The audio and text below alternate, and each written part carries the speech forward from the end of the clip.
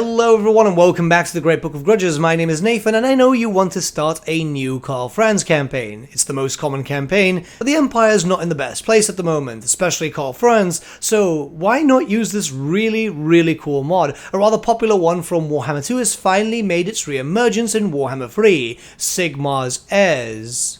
This mod in itself right now is just specific to Karl Franz, but it adds a really cool amount of new characters, really cool models with that. It'll make your campaigns a bit more fun, and it'll give you a little bit of sense of roleplay, which is what you kind of want from a sandbox game, right? So let's not waste any more time and jump right into all the details. At the very beginning of your campaign, you'll already have a legendary hero known as Ludwig Schwarzhelm. This is the Empire's banner bearer, and yeah, he does carry a banner into battle. We'll check that out a little bit later, but he's quite powerful, and you know, having a starting hero is going to be quite good, as you're going to have to deal not only straight with the secessionists, but straight after you're going to have to go and fight Festus, aren't you? The character does have a unique trait which gives him Guardian. He's also immortal, as can be expected, and he has a unique skill line which focuses around a number of things. It's mostly about just being a banner bearer, if you remember those from the tabletop. So this will give you Unbreakable. It'll also give you Fear to the Forces of Destruction, so those would be like greenskins and stuff. You can build up with a stronger rally, so extra melee defense, extra leadership. He'll be cheaper if he's embedded into an army with Karl Franz, and he'll increase the melee capacity both offensively and defensively for Empire captains and state troops.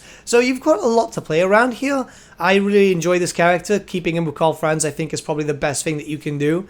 Plus, he'll also help with control. So if you're going to be dealing with, you know, higher difficulties with the control issues and going in to deal with Festus with the corruption, yeah, this is going to be quite beneficial for you. You'll also have access to 2 items which will unlock automatically as you level, and yeah, they'll just make him a little bit stronger. The missile resistance itself is quite good, especially for a banner bearer.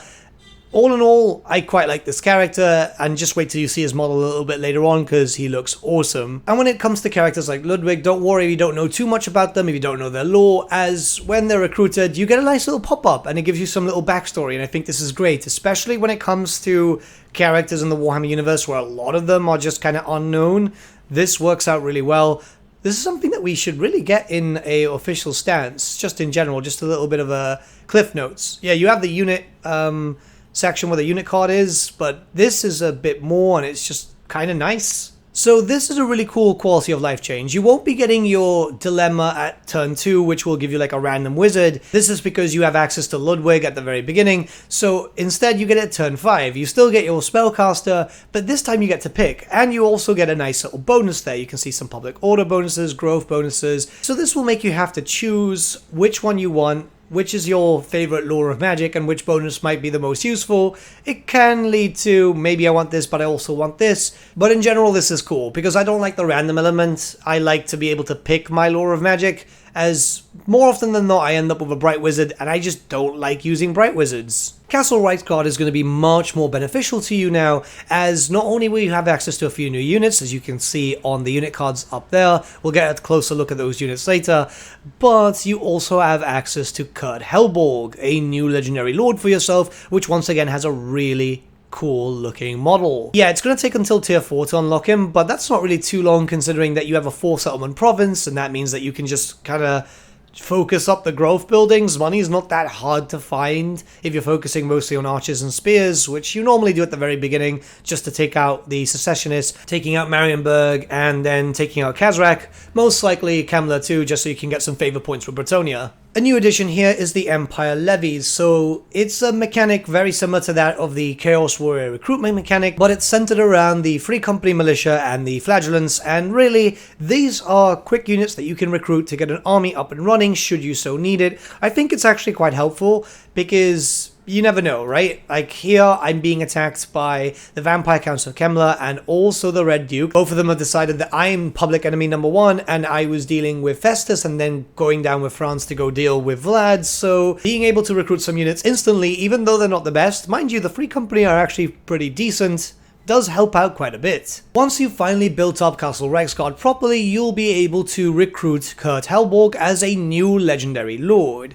and he's pretty cool. Already at the beginning you can see that his trait allows for upkeep reduction for -5% for Lord's Army, hero recruit rank +2 for Empire captains and local provinces, and extra leadership for the character in general, obviously immortal, but you know, legendary lord. When it comes to unique skills, well, he's got his own line as can be expected, and this focuses around, you know, buffing up the character in general, buffing up some troops that you can get your hands on. These are the new ones added by the mod, some extra diplomatic relations, hell, even some recruitment cost reduction for state troops, which might not seem like that much, but when you're building up armies quickly, because you need to build up armies quickly, it's very helpful. And he will take benefit from the faction effects of Karl Franz, meaning that you can recruit him at level 4 baseline, which is obviously very, very useful. He'll also have access to 2 unique items, which will make him even stronger than he already is. So yeah, you're going to be in for a good time. I honestly really like this character.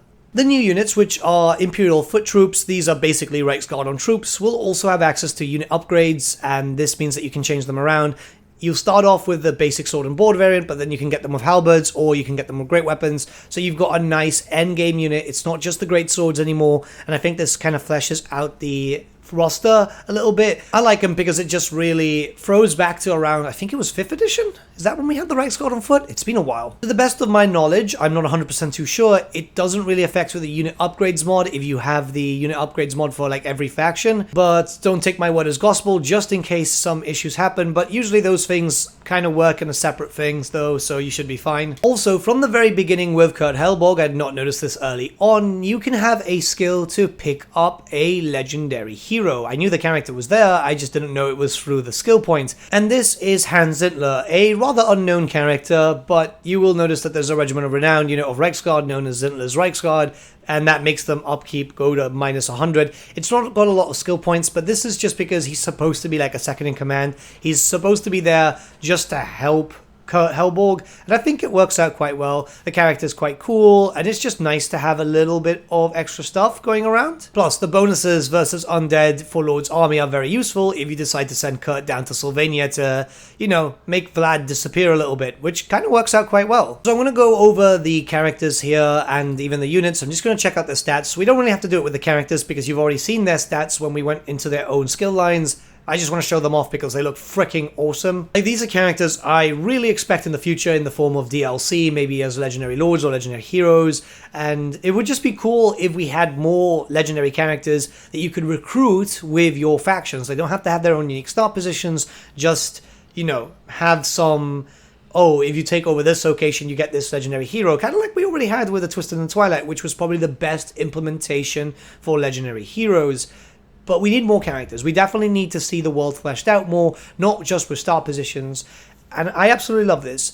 Then when you start going on to like the unique units and stuff, you know, you've got the Imperial Foots, which would be lovely to have Imperial Footmen, because the Empire needs some like proper upfront and personal units, not just state troops, and state troops. It's a weird thing when it comes to how everything was implemented in 8th edition.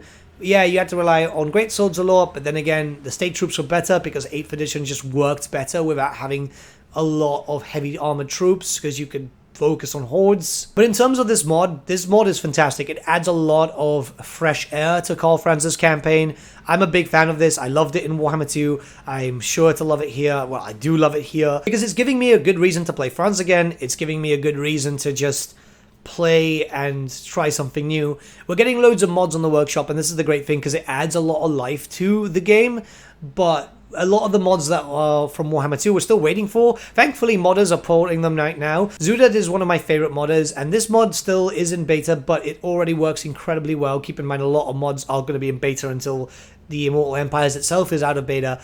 But yeah, you should download this, and this is going to be found in the description below. Check it out. Let me know what you think in the comments below, and let's start a bit of a discussion. Until then, if you're interested, I'm going to be streaming some more Darktide later on twitch.tv/thegreatbookofgrudges. Check it out. It should be live by the time that this video goes live, because I've been playing just a lot of Darktide. Anyways, guys, you have a lovely day, and I shall see you all again very, very soon.